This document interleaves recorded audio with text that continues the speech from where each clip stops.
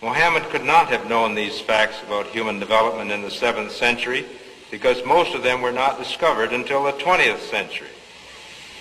This is a leech, and this is the human embryo about 23 days. I think you have to agree that the similarity between these structures is amazing.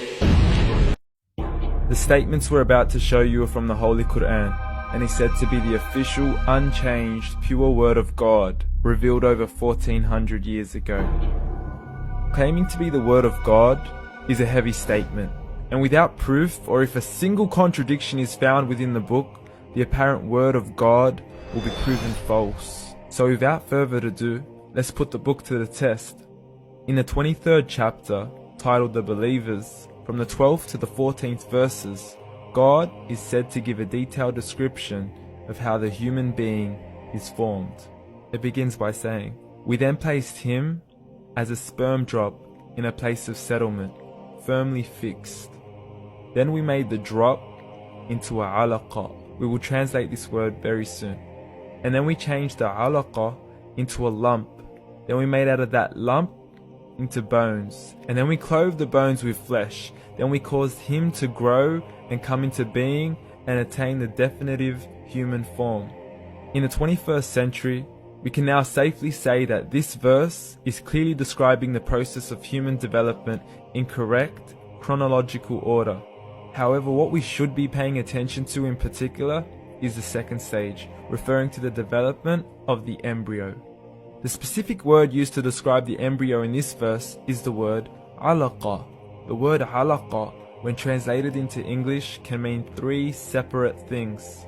Firstly, a blood clot, or to be suspended, that is to be hanging or clinging to something, or thirdly and finally, a leech. Now, all three definitions don't come anywhere near what we perceive to be the human embryo.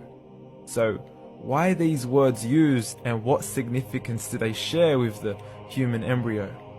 Can the embryo be described as a blood clot? Well, what do you think? In the 3rd week of embryonic development, a tubular heart joins with the blood vessels to form a primordial cardiovascular system, and by the end of the 3rd week, the blood is circulating and the heart begins to beat on day 21. The first thing that comes to mind in regards to being suspended or hanging is the umbilical cord. But we can't use that example because we are simply referring to step 2, before the baby has even formed. But we now know today that the umbilical cord is formed from the connecting stalk. And the connecting stalk is formed as soon as the embryo is formed. The embryo's connecting stalk has even been described by John Allen and Beverly Kramer as an object to suspend the developing embryo in the extra-embryonic column. So an embryo is suspended and does have a strong resemblance with the blood clot. What on earth would an embryo have to do with a leech? Figure A shows the structure of an embryo at 25 days. Figure B shows a leech. Now please note once again that the embryo in this stage is no greater than the size of a kernel of wheat. This is an X-ray of the embryo at 22 days. This is the internal structure of a leech. It's mind-blowing stuff, but you still haven't seen anything yet. This is the head of the embryo at 22 days. The detail you are seeing right now is absolutely impossible to be seen with the human eye and can only be seen with a microscope. This is the back end of a leech. There's no other words used to describe this other than mind-blowing. The pictures we have shown you are impossible to be seen with the human eye or even to be predicted by the human mind. Once again, the verses we have shown you were revealed over 1400 years ago to a man who couldn't read nor write. Are these the words of God?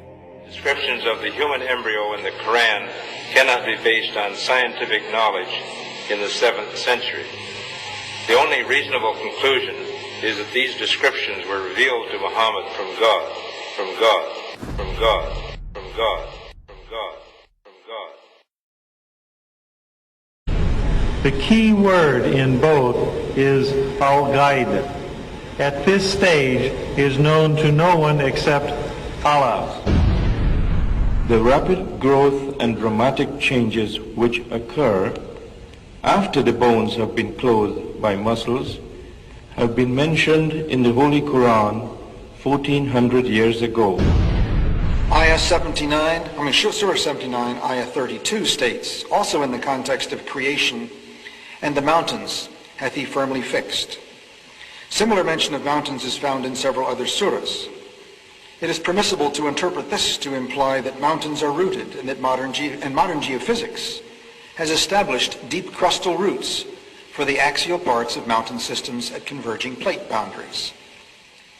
We need research into the history of early Middle Eastern oral traditions to know whether, in fact, such historical events have been reported. If there is no such record, it strengthens the belief that God transmitted through Muhammad bits of his knowledge that we have only discovered for ourselves in recent times. 1,400 years ago, when the world was immersed in darkness, the Quran was revealed, which brought light to a beleaguered world.